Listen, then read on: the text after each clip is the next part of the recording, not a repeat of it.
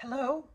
And if you're a woman over the age of 60 and you're facing the holidays alone, whether because you're single, newly widowed, divorced, or the kids are spending holidays on their own somewhere else, I want to talk to you today.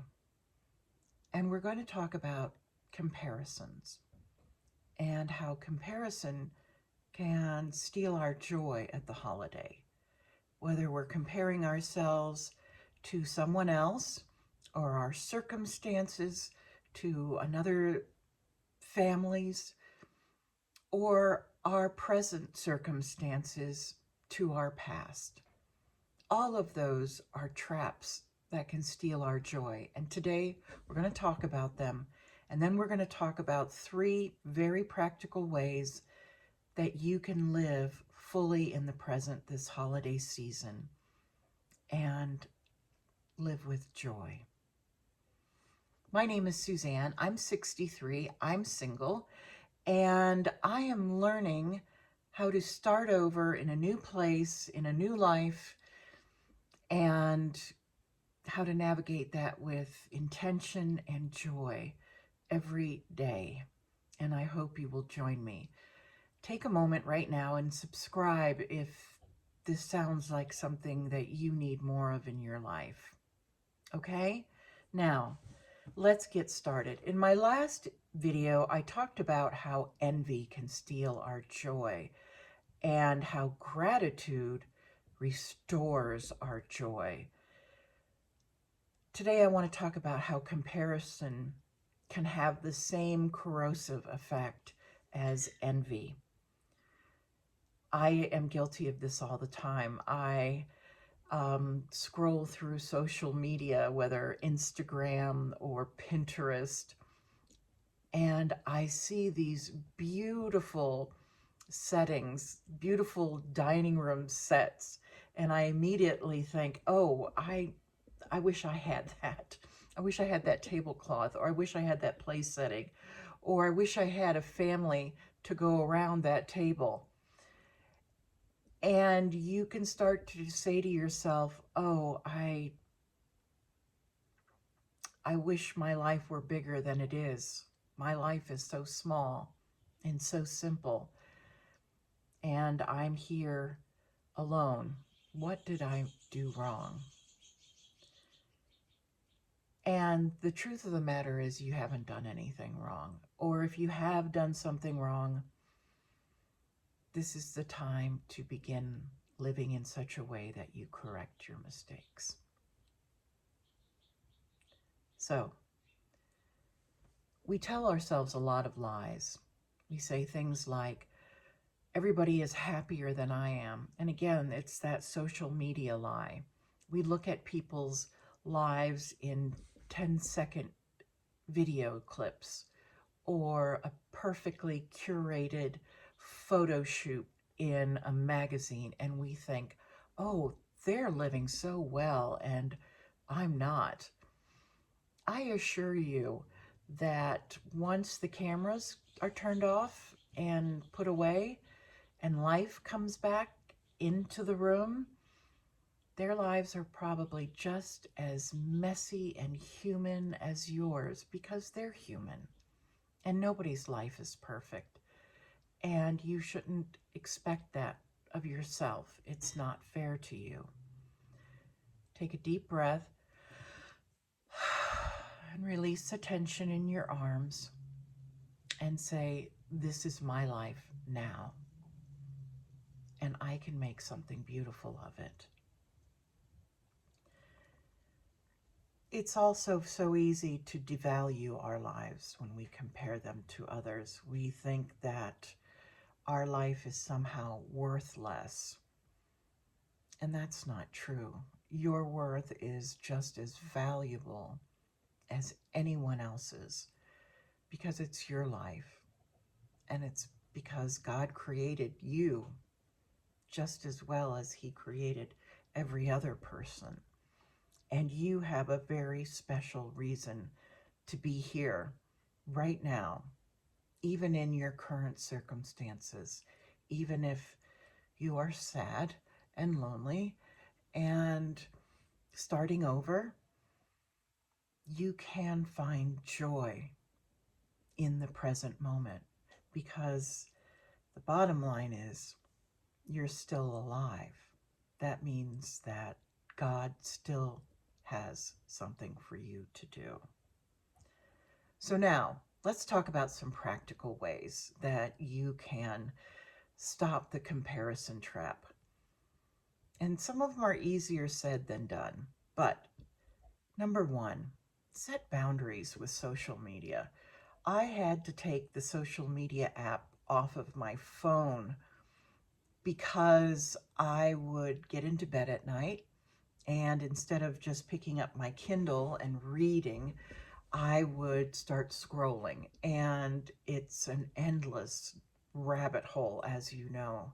An hour later, I would still be scrolling, and I wouldn't feel any better about myself. I would simply be looking at all the things I didn't have. And that's not good for your health, because A, it's stealing you from your very much needed rest. And two, again, it's this false identity of what you think everybody else is doing that you're not doing. So don't feed yourself lies. Take your social media app off of your phone and put it on your iPad or on your computer, or get rid of it altogether. Second, think of one thing that will make your holiday really special. Maybe it's one night of hot chocolate, popcorn, and Hallmark Christmas movies. Maybe it's sitting in front of the fire with no TV, just a good book and a pot of tea and your favorite dog sleeping next to you. Maybe it's going to your church on a night that they are going to have Christmas carols. Bonus points if it's the children's choir. You know, there are so many lovely ways that we can do something special during the holidays, something that has great meaning just to us. And that's all that matters. So think of something, just one thing, that will make your holiday special. I can tell you one thing I'm planning to do this year. I'm going to get some just small blank Christmas themed cards, but blank on the inside.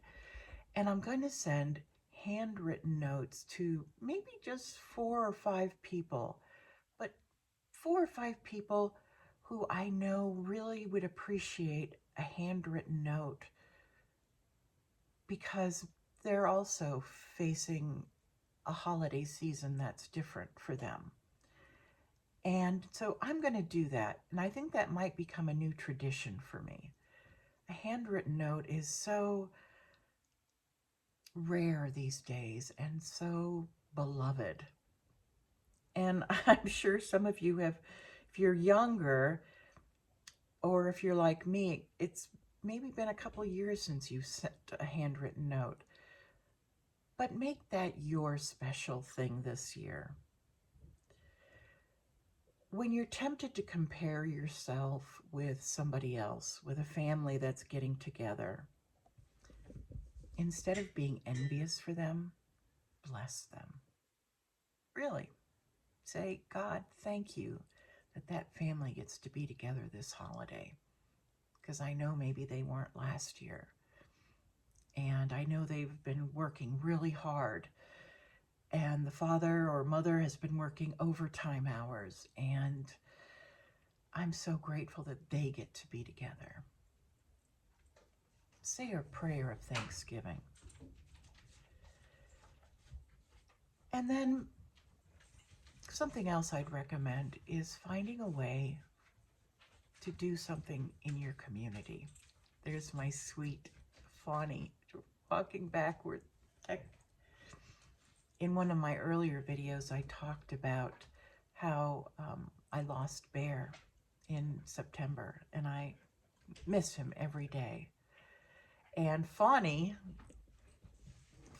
is here. Whoops.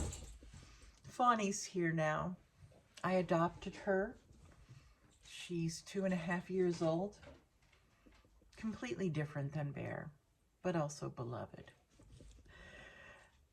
So, as I was saying, get involved in your community. One of the things I'm going to do this year that I'm so looking forward to is my church, St. Francis, has a bake sale, a cookie bake sale, and I love to bake. So I'm taking cookies for the bake sale, and I know it's going to be a lot of fun because it's a way for me to give something of myself to my community. And it's a little thing, but it's going to be really fun. And then finally, be gentle with yourself. Don't expect every moment of the next 6 weeks from Thanksgiving to Christmas to be picture perfect. Let yourself be sad in moments, but don't let those moments last. Find a way to get outside and go for a walk with your dog. Find a way to share your beautiful self with someone else who needs your beautiful self, to comfort them, to be with them this holiday season. So I hope you've enjoyed this conversation, and don't forget to subscribe. And I hope Fawny was as entertaining to watch in the background as it was for me to watch her go back and forth. God bless you. Have a great rest of your week.